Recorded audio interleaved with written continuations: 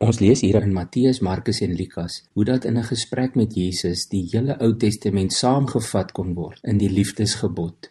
Jy moet die Here jou God lief hê, volledig, en jy moet jou naaste lief hê soos jouself. Wat interessant is dat daardie spesifieke gesprek nêrens in die Johannes Evangelie voorkom nie.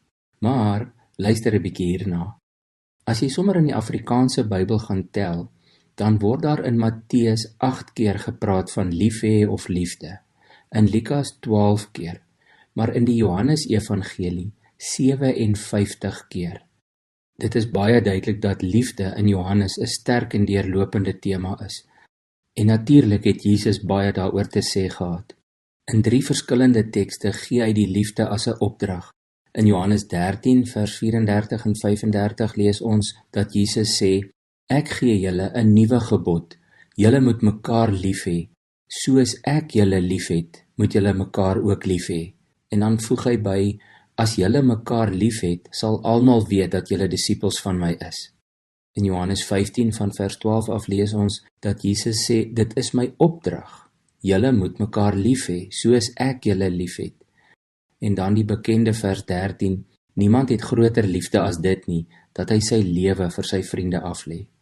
Hy sluit daardie gesprek af in vers 17 met die woorde, dit beveel ek julle, julle moet mekaar lief hê. Maar dit bly nie net by 'n opdrag nie. Die Here Jesus maak dit baie duidelik dat hy deur sy Gees sy liefde in ons harte sal plant. In Johannes 14 vers 23 staan daar, Jesus het geantwoord, as iemand my liefhet, sal hy my woorde ter harte neem, en my Vader sal hom lief hê, en ons sal na hom toe kom en by hom woon. En in hoofstuk 17 vers 26 bid Jesus, en dan vat hy dit nog verder.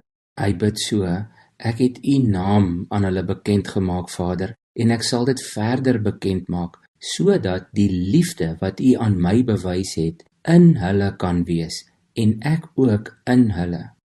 Kan jy dit hoor, dat deur die Heilige Gees is die liefde van God in ons harte uitgestort, soos Paulus dit stel. Ons het nie 'n keuse nie, ons het hierdie liefde van God ontvang, ons moet dit uitleef en uitdeel aan almal rondom ons. Kom ons vra die Here om ons daarmee te help.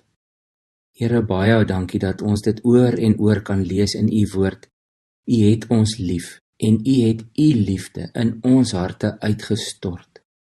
Dankie dat u ons in staat stel om te kan kies om lief te hê, om liefde uit te leef en uit te deel. Wys ons ook vandag waar en hoe ons dit kan doen.